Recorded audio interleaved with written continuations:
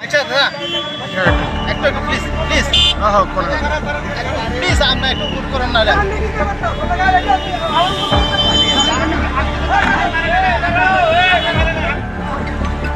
আর ventilator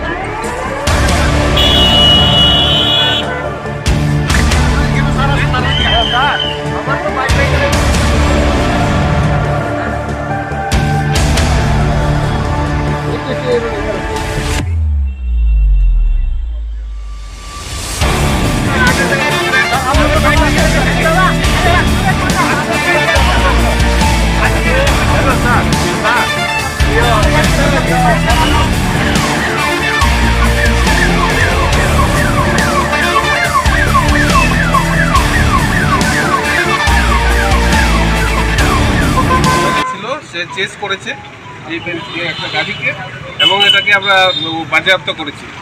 এটা তো নেশা জাতীয় দ্রব্য আছে। পুলিশ আমাদের একটা বাইক ছিল, বাইকটা কেউ ড্যাশ করেছে। সম্পূর্ণ জিনিসটা আমরা তদন্ত করে দেখছি।